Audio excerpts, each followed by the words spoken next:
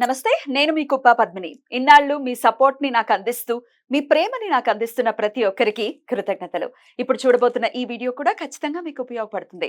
Like, share and subscribe చేసి మీ ఇష్టాన్ని అలాగే మీ సపోర్ట్ ని నాకు అందించండి. అలాగే ఈ వీడియో పట్ల మీ అభిప్రాయాన్ని కమెంట్ సెక్షన్ లో కమెంట్ చేసి నాకు తెలియజేయండి.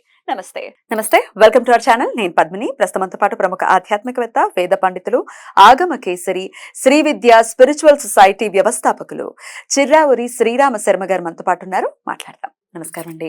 నమస్కారం అండి. తిరుమల తిరుపతి దేవస్థానంలో రకరకాల అవకతవకలు పోయిన ప్రభుత్వంలో కానీ జరిగాయి అనేది చాలా మంది అంటూ ఉంటారు. చాలా మంది దాన్ని ఖండించిన దాఖలాలు ఎన్నో ఉన్నాయండి. ఒక వేద పండితులుగా చెప్పండి, అక్కడ జరిగినటువంటి అవకతవకలు నిజంగానే జరిగినట్టుగా మనం కన్సిడర్ చేయొచ్చా? ఇక ఇప్పుడు చంద్రబాబు నాయుడు గారు కొన్ని వ్యాఖ్యల్ని కూడా చేయడం జరిగింది.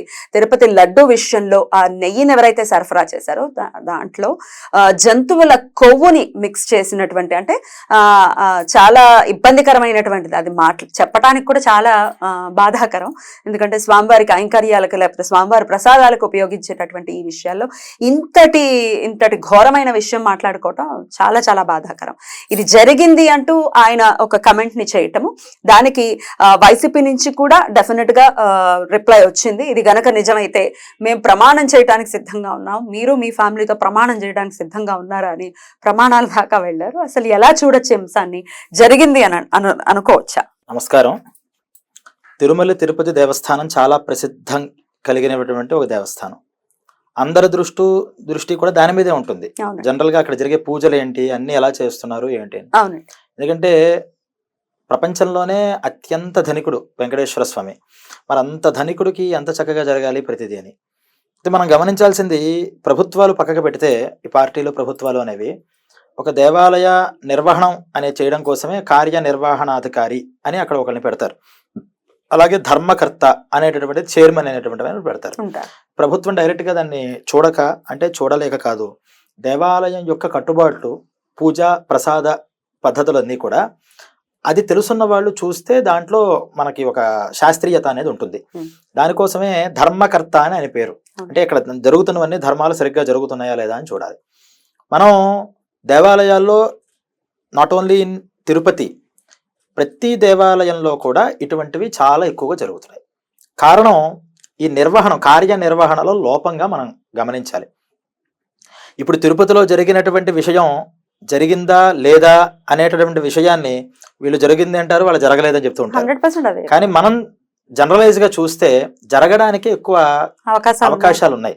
ఎందుకంటే రోజుకి ఎన్ని లడ్డూలు తయారు చేస్తున్నారు, ఆ తయారు చేసేటటువంటి లడ్డూల్లో ఎంత నెయ్యి వేయాలి, ఎంత పంచదార కానీ బెల్లం కానీ వేయాలి, దాంట్లో జీడిపప్పుల యొక్క క్వాలిటీ ఏంటి అనేది క్వాలిటీని పరీక్ష చేసి ఇది అని మనం చెప్తున్నారు. మనం ప్యూర్ ఆవు పాలు అనే విషయం మాట్లాడుకున్నాం అనుకోండి, అసలు ఎన్ని దొరుకుతాయి మనకి? ప్యూర్ అసలు గో సంపద ఎక్కడ ఉంది అంటే గోబ్రాహ్మణ హితాయచ ఆయన పేరే గోవిందుడు. అంటే గోవుల యొక్క సంరక్షణను చూసేటటువంటి మహానుభావుడు. ఇప్పటికైనా ఈ సందర్భంగా ప్రభుత్వాలు, ఇప్పుడున్న ప్రభుత్వం కానీ తర్వాత ప్రభుత్వాలు కానీ రాబోయే ప్రభుత్వాలు కానీ ఏవైనా సరే గమనించాల్సింది ఏంటంటే, ఒక ధర్మం అనేది ఆవులు బాగుంటే నడుస్తాయి. ఆవుల్ని మనం కవేళాకి పంపించేసి దొరికిన ఆవులన్నీ కూడా అటు ఇటు పెంచేసి అవి క్రాసింగ్ చేసేసి వేరే వేరే జీవితులతో కలిపేసి పాలు కావాలి అనే అత్యాశతో వాటిని విషపూరితం చేసేసి ఇప్పుడు మనకి శుద్ధత్వం కావాలంటే ఆవులు ఎక్కడి నుంచి వస్తాయి? రావు. అందులో గోవు సంపదల్ని ముందర పెంచుకునే అవకాశం చేసుకోవాలి. మీరు ప్యూర్గా దొరికే ఆవు పాలు కానీ, అది ఏ ఆవు పాలు మీరు పెంచుకుని మీరు దాని నుంచి పితికితే వచ్చే ఆవు పాలు తప్పితే మార్కెట్లో మనకి దొరికేటటువంటి ఆవు పాలు కాదు. మనం ఘంటాపదంగా రాసుకోవచ్చు, దీంట్లో మన సందేహమే లేదు. సో ఈ గవర్నమెంట్ ఆ గవర్నమెంట్ ఆపాదించాల్సిన అవసరం లేదు. ఎప్పటి నుంచో జరుగుతున్న విషయం, కానీ ఇది మరీ బాహటంగా జరిగిందని అనుకోవచ్చు. అంటే అది మీకు చెప్పినప్పుడు ఏంటంటే కల్తీలో రెండు రకాలు ఉంటాయి. ఒక కల్తీ ఒక 1/2 లీటర్ శుద్ధం వాడితే ఇంకో 1/2 లీటరు ఏదో కలిపి వాడడం అనేది ఇది తప్పదండి అంటాం. ఎవరైనా మనమైనా సరే ఇంటికి వచ్చారు, ఒక 10 మంది ఒకేసారి వస్తే పాలు టీ పెట్టారంటే నీళ్లు పోసి మరి కల్తీ చేసింది ఆవిడ, కానీ తప్పదు. కానీ ఈ నీళ్లు పోయడం వల్ల అనారోగ్యం ఏం రాదు వాళ్ళకి. ఇలా కల్తీ చేసే పద్ధతిలో అనారోగ్యం రాకుండా చేసేటటువంటి పద్ధతులు చాలా చోట్ల అవలంబిస్తూ ఉంటారు, ఎందుకంటే జనాల యొక్క తాకిడి అలా ఉంటుంది కాబట్టి. కానీ అనారోగ్యపూరితంగా వచ్చేవి కొన్ని అశాస్త్రీయమైన కొన్ని. ఇప్పుడు మీరు చెప్పిన ఆ కొవ్వులన్నీ కలపడం అనేది ఏదైతే ఆ జుగుప్సాకరమైన విషయం ఉందో, పవిత్రమైన భగవంతుడి దగ్గరికి వచ్చే వాళ్ళందరినీ కూడా ఇప్పుడు అపవిత్రులను చేయడమే కదా. అక్కడ ఇస్తున్న ప్రసాదం, ఆ తిరుమల ప్రసాదం తెచ్చుకుంటే సాక్షాత్తు వైకుంఠనాథుడైనటువంటి తిరుపతి బాలాజీ మన దగ్గరికి వచ్చాడు అని ప్రసాదం కోసం ఎదురు చూసే భక్తులు ఎంతో మంది ఉన్నారు. మరి వీళ్ళందరి ఆశలు కూడా అడుగుట్టినట్టు అవుతుంది కదా.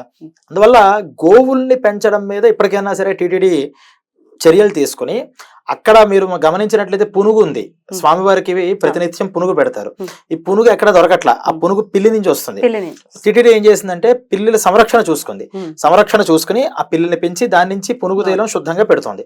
అలాగే ఆవులు దగ్గర నుంచి ఈ నెయ్యి పదార్థాలు అవసరం కాబట్టి అవి ఎవరికో ఒక కాంట్రాక్ట్ ఇచ్చి మళ్ళీ వాళ్ళకి ఇచ్చిన, ఇప్పుడు వాడి యొక్క స్టామినా ఒక 100 టన్నుల వరకు చేసే అవసరం ఉంటే 350 టన్నులు 450 టన్నులు అవసరం అవుతుంది టీటీడీకి.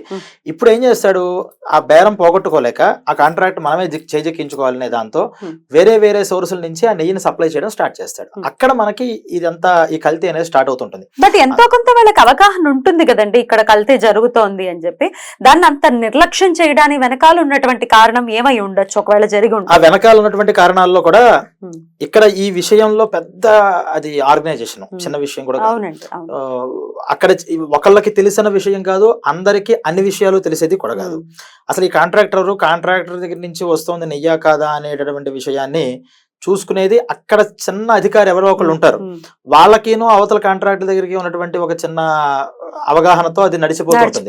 కానీ పై అధికారుల దగ్గరికి వచ్చేప్పటికి అసలు అది నెయ్యి శుద్ధంగా ఉందా లేదా, ఇంకోటి విషయం ఎప్పుడు తెలుస్తుంది, ఎవరైనా భక్తులు ఏమండి లడ్డూలో కొంచెం తేడా వచ్చింది, ఏదో స్మెల్ తేడా వస్తుంది, ఇంతకు మునుపులాగా లేదు అనేటటువంటి ఎలిగేషన్స్ ఏదైనా చేసినట్లయితే అప్పుడు వాళ్ళ అధికార దృష్టికి వెళ్ళి ఎందుకు జరుగుతోంది అని వెతుకుతారు దీన్ని. బహుశా ఇప్పుడు ఉన్నటువంటి ప్రభుత్వానికి అటువంటి ఫిర్యాదులు వచ్చి ఉండాలి. గత ప్రభుత్వంలో ఆ ఫిర్యాదులు ఎవరు కూడా ఇవ్వకుండా ఉండాలి, లేదా ఇచ్చినా సరే అవి నిర్లక్ష్యం వీళ్ళు చేసినా ఉండాలి. అందుకని ఇప్పటికైనా భగవంతుడు గో సంరక్షణ చేద్దాము అనేటటువంటి ఉద్దేశంలో ఉన్నాడని నేనైతే అనుకుంటున్నాను. అందువల్ల ఈ సమయంలో నెయ్యి కావాలి అంటే ఈ కంపెనీలకి అక్కడ ఇక్కడ ఇవ్వడం కన్నా టీటీడీకి అనేక చోట్ల అనేక రాష్ట్రాల్లో ఎంతో స్థలాలు ఉన్నాయి. ఆ టీటీడీ కనుక ఇది మనం గో సంరక్షణ చేద్దాము అనుకుంటే స్వచ్ఛందంగా శుద్ధమైనటువంటి గోవులు ఇచ్చేవాళ్ళు కూడా ఉన్నారు. టీటీడీకి అనేక వెంకటేశ్వర స్వామికి ధనానికి కొదవే ఉంది, అందరికీ ఇచ్చాయన. ఈ పని కనుక చేసినట్లయితే ఎంతో మంది నిరుద్యోగులకు కూడా ఉద్యోగ కల్పన చేసిన వాళ్ళం అవుతాం. అందువల్ల టీటీడీ స్వయంగా శుద్ధమైనటువంటి ఈ దేశీయమైనటువంటి ఆవుల పెంపకాన్ని చేసి దాని ద్వారా వచ్చేటటువంటి నేతినే స్వామివారికి ఉపయోగిస్తే చాలా బాగుంటుంది అనేటువంటిది అభిప్రాయం. రైట్. టీటీడీ విషయం వస్తే డెఫినెట్ గా బోల్డ్ అంత రాజకీయం దాని చుట్టూ తిరుగుతూనే ఉంటుంది, బోల్డ్ అంత రచ్చ జరుగుతూనే ఉంటుంది. ఇప్పుడు ఈ అంశం కూడా అదే పుంత తొక్కిందని ఖచ్చితంగా అనుకోవచ్చు. ఇద్దరు కూడా ఆరోపణలు చేసుకుంటూ ఉన్నారు. ఎక్కడి వరకు వెళ్తుందని అనుకోవచ్చు? అసలు ఎంతవరకు భగవంతుడి నామాన్ని లేకపోతే భగవంతుడికి సంబంధించిన సంస్థని ఈ రాజకీయాలకి ఎంతవరకు దూరంగా ఉండడం సమంజసం అని అనుకోవచ్చు? అందుకనే మీకు మొదటి నుంచి అక్కడ ప్రభుత్వానికి కానీ దేవాలయ వ్యవస్థ అయినా సరే పార్టీకి కానీ అసలు పార్టీకి ప్రభుత్వానికి సంబంధం లేదు. పార్టీని పెట్టుకుని ప్రభుత్వంలోకి వస్తారు. ప్రభుత్వానికి వచ్చిన తర్వాత ప్రభుత్వ ప్రతినిధులు అవుతారు తప్పితే పార్టీ ప్రతినిధులు కాకూడదు అని మన రాజ్యాంగం కూడా చెప్తోంది. దేవాలయం దగ్గరికి వెళ్ళేటప్పటికీ అసలు ఈ ప్రభుత్వం యొక్క ఇన్వాల్వ్మెంట్ కూడా ఒక పరిధి వరకునే ఉండాలి. అది మించి వీళ్ళే మొత్తం చేస్తున్నప్పుడు ఇప్పుడు అక్కడ ఎంతో మంది పండితులు ఉన్నారు, తిరుపతిలో అర్చకులు ఉన్నారు, వీళ్ళందరూ కూడా ఆ విషయాన్ని చెప్పడానికి వాళ్ళకి వాయిస్ లేదని మనం గమనించాలి. నిజంగా కనుక వాళ్ళకే కనుక వాయిస్ ఉంటే, అంటే ఈ బోర్డులో వాయిస్ ఉంటే ఉండనిస్తారండి, అక్కడ ఉండనివ్వరనేది విషయం తెలిసిందేగా. కానీ అక్కడ మనం కనుక వాయిస్ ఇచ్చినట్లయితే ఖచ్చితంగా ఇక్కడ ఈ లోపం జరుగుతోంది అని వినిపించడానికైనా ఒక అవకాశం ఉంటుంది. ఇది ఎక్కడా లేదు. అక్కడ ఏం జరుగుతుందో తెలియదు. ఏదన్నా అడిగితే మరి ఇదంతా మరి వాళ్ళు చూడొద్దా వీళ్ళు చూడొద్దా అని మనం వేసేస్తూ ఉంటాం. అయితే ఈ ప్రభుత్వ విషయాలలో ప్రభుత్వం యొక్క దాంట్లో ఎంత వైఫల్యం ఉందనో లేకపోతే అది సాధించితే గొప్పతనం ఎంత ఉంటుందో అనే విషయాలు మనం పక్కకు పెట్టాలి. ఎందుకంటే ప్రభుత్వానికి దేవాలయం యొక్క నిర్వహణకి సంబంధం పాక్షికంగా ఉంటుంది తప్పితే పూర్తిగా ఉండదు. అక్కడ ఉన్నటువంటి నిర్వహణ అధికారులు, అక్కడ ఉన్నటువంటి ధర్మకర్తలు చూసుకోవాల్సిన బాధ్యతగా దీన్ని మనం పూర్తిగా గమనించాలి. ప్రతి దేవాలయంలో కూడా ఈ ప్రసాదాలు అనేటువంటి చాలా ముఖ్యమైనటువంటి విషయం. ప్రతి భక్తుడు కోరుకునేది ఏంటి? ప్రసాదం. ముఖ్యంగా ప్రసాదం దగ్గర ఎటువంటి కొలతలు గతంలో కూడా మనం చూసినట్లయితే దానికి దీని మీద లడ్డు మీద ఆ పరిమాణం తగ్గుతోందని, దాంట్లో క్వాలిటీ తగ్గుతోందని, మన చిన్నతనాల్లో ఒక లడ్డు తీసుకొస్తే ఎన్ని రోజులు ఉండేదో అదే ఆగ్రహంతో అసలు టేస్ట్ తగ్గిపోతుంది. మనకి స్వామివారు ఇవన్నీ కూడా పర్యవేక్షణ చేయడం కోసమే ఆ పోటు ఎక్కడ ఉంటుందండి, ఎక్కడో తయారు చేయరు, కరెక్ట్ గా స్వామివారి దేవాలయంలోనే ఉంటుంది. కానీ మరి కలియుగనాథుడిని కూడా మోసం చేసి కనీస పాపభీతి లేకుండా అసలు బతికి బట్టగలగా చాలా ఇబ్బందులు కలుగుతాయి, చాలా ఇబ్బందులు కలుగుతాయి. కానీ పాపం ఇప్పుడు అక్కడ వంట వాళ్ళు ఉంటారు, అది నెయ్యి అని తీసుకొస్తే ఆ నెయ్యి వేయడం తప్పితే వాళ్ళు కూడా ఇది మాట్లాడడానికి ఉండదు. ఇదంతా ఎవరిదయ్యా అంటే ఇది మీరు అడిగింది ఏంటంటే ఇప్పుడైనా మార్పులు చేరుతాయి అంటే ఏం మార్పులు వస్తాయి?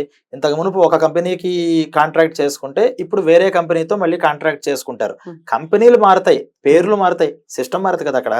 అందుకని ఈ కంపెనీల మీద ఆధారపడి ఎక్కడెక్కడి నుంచో చేసుకోవడం కన్నా స్వామివారికి సంబంధించిన పుష్పాలు ఉన్నాయి, ఆ పుష్పాలన్నీ మార్కెట్ నుంచి తీసుకొస్తారా?